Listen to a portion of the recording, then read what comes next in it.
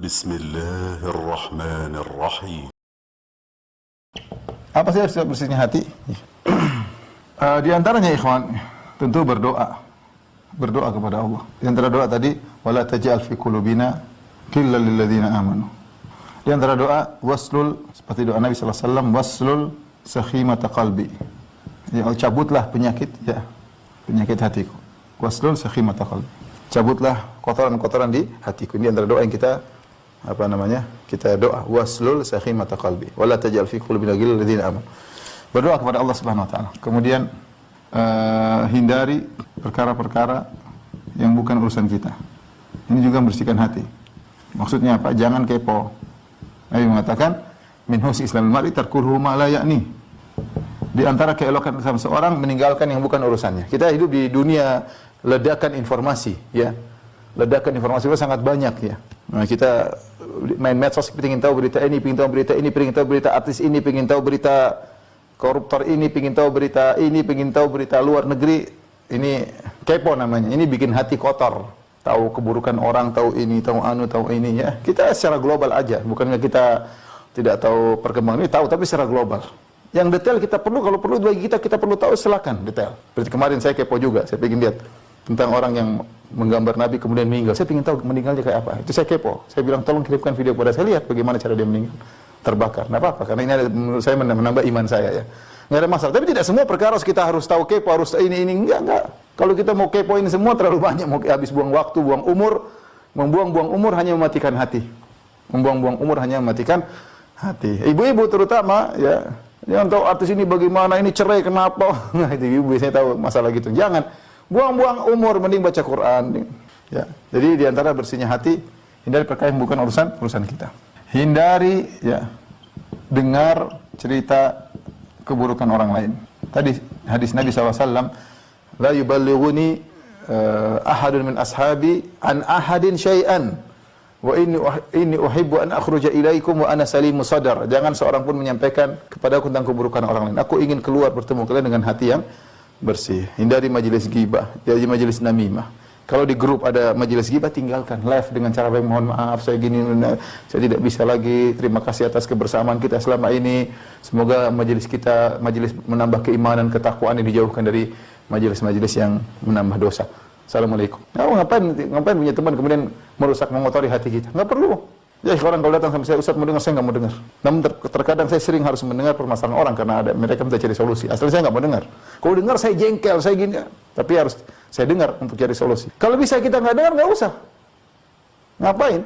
Hati jadi bersih. Kita fokus baca Quran, fokus melayani suami, fokus berkhidmat kepada mengayomi istri. Bisa fokus mengayomi anak-anak. Hati kita bersih. Jadi hindari dengar cerita tentang keburukan orang lain.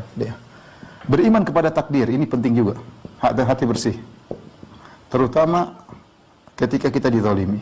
Kalau kita dizalimi, hati ini sakit memang. Mau kita pengen balas. Tapi kita bilang qadarullah. Ya sudahlah, Allah sudah takdirkan dia benci sama saya. Allah sudah takdirkan dia ngejek saya. Oh, dia apa ini karena dosa-dosa saya, karena kesalahan saya, ini akan mengukur dosa. Beriman kepada takdir. Itu sangat mudah membersihkan hati kita. Kita mengatakan, sudah, qadarullah ma syafa'al. Yahdi qalbah.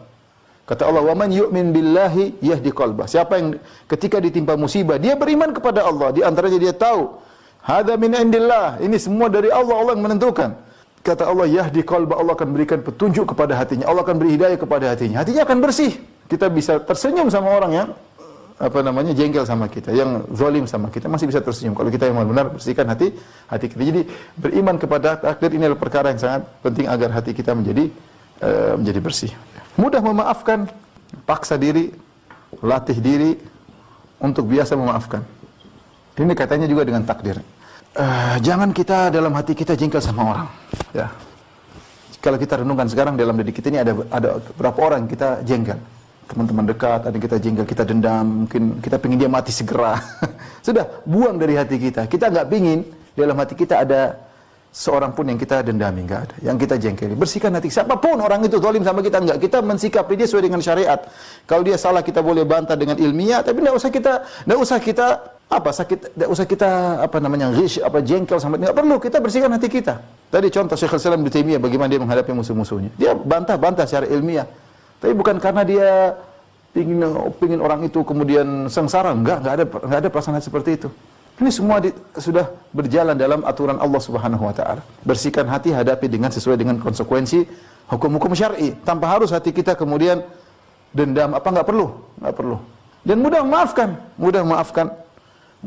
sehingga kalau kita mudah maafkan hati kita menjadi lapang.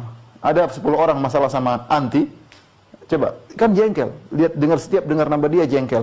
Setiap disebutkan dia berhasil jengkel. Sudah hilangkan itu semua, maafkan semua. Ya Allah, sudah qadarullah. Maafkan semua. Bersihkan. Ada 10 orang di hati, buang semua. Ibu ini punya masalah 2 tahun lalu, punya masalah 3 tahun lalu. Buang. Sudah, bersihkan hati. Karena ini yang bermanfaat di akhirat kelak. Memang sulit, tapi latih diri. Ini yang bermanfaat. Ya. Yauma la yanfa'u malun wala banun illa man atallaha biqalbin salim. Hari di mana tidak bermanfaat anak-anak dan harta kecuali orang yang bertemu dengan Allah dengan hati yang bersih. Bersihkan hati. Mungkin terakhir di antaranya adalah memberi uzur pada orang lain. Ini sama dengan maafkan yang bersalah kepada kita. Yang bersalah.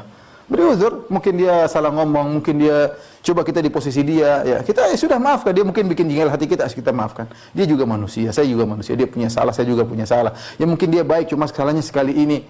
Ya mungkin dia terbawa emosi, mungkin dia terbawa kondisi yang membuat dia sulit sehingga dia melakukan demikian. Kita berikan kondisi. Bagaimana kalau dia di posisi dia? Kalau kita di posisi dia, sehingga kita sudahlah nggak apa-apa, sudah terlanjur. Ya, mau diapain? Ya. Kita mau ngamuk-ngamuk juga tidak merubah keadaan. Ya, jadi beri uzur. Dia salah ngomong, kita kasih uzur.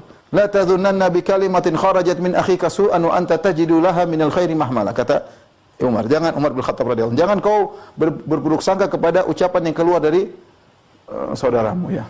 Sementara kau masih bisa mencari mahmal yang baik, mencari tafsiran yang baik dari perkataan saudara. Mungkin dia begini, mungkin maksudnya begini. Ini di antara sebab-sebab bersihnya hati. Di antaranya merenungkan juga tentang dampak buruk hati yang kotor. Apa dampak buruk hati yang kotor tadi? Sengsara hidup, cepat tua, kolesterol cepat naik, darah tinggi cepat naik, hati kotor, hasad, dengki, jengkel, macam-macam. Aduh, kemaslahatan kita nggak bisa berjalan dengan baik, kita nggak bisa ngurus anak-anak dengan baik, kita tidak bisa bahagia dengan istri kita. Padahal sebab-sebab kebahagiaan, kemewahan dunia ada, kita nggak bahagia. Kenapa kita harus seperti itu? Masuk neraka sebelum di akhirat, jangan. Kita ingin di dunia kita bahagia. Hidup ini cuma sebentar. Jangan kita rusak sebentar kita dengan kesengsaraan lagi. Sudah, jalani. Apalagi kemudian orang yang hatinya dengki, salatnya tidak dimaafkan oleh Allah, tidak dapat bonus pemaafan. Kata Nabi SAW, yuftahu abwabul jannah fi kulli yawmin wa itsnain. Fayaghfirullah li kulli 'abdin la yusyriku billahi syai'an. Illa rajulun kana bainahu wa bain akhihi syahna fa yuqal anziru hadaini hatta salihah. Setiap hari Senin dan hari Kamis dibuka pintu-pintu surga. Lalu Allah mengampuni seluruh hambanya yang tidak berbuat syirik kepada Allah. Dapat bonus ampunan setiap Senin, setiap Kamis. Allah kasih ampunan dan kita sangat butuh dengan ampunan. Kecuali seorang yang punya permasalahan dengan saudaranya, maka dikatakan kepada malaikat, tangguhkan ampunan bagi 2 orang ini. Tangguhkan ampunan bagi 2 sampai mereka berdua damai. Kasihan, kita punya masalah jengkel sama orang, kita ternyata tidak dapat bonus ampunan. Taib, ini ikhwan dan akhwat Bapak yang dirahmati Allah Subhanahu wa taala, seorang berusaha berjuang bersihkan hatinya demi untuk kemaslahatan dia di dunia apalagi di akhirat kelak. Dan ini harusnya kita fokus, harus kita melatih. Kita men-scan hati kita, cek apa saja penyakit dalam hati kita. Kita masih suka dongkol, suka suudzon, ini semua penyakit hati ya. Dendam, kita dendam sama saya, masih dendam sama orang, dendam, marah, pingin orang itu cepat mampus. Ini hilangkan semua. Berjuang kita hilangkan bersih. Coba saya mau tidur, ada nggak saya masalah di hati? Saya hasad sama orang nggak? Alhamdulillah nggak. Saya dendam sama orang nggak? Alhamdulillah nggak. Saya jengkel sama orang nggak? Nggak. Sudah tidur. Sudah, itu berarti kita sedang bersihkan hati kita. Ketika kita berusaha, maka pahala semakin banyak kepada kita. Hati kita semakin bisa kita tata.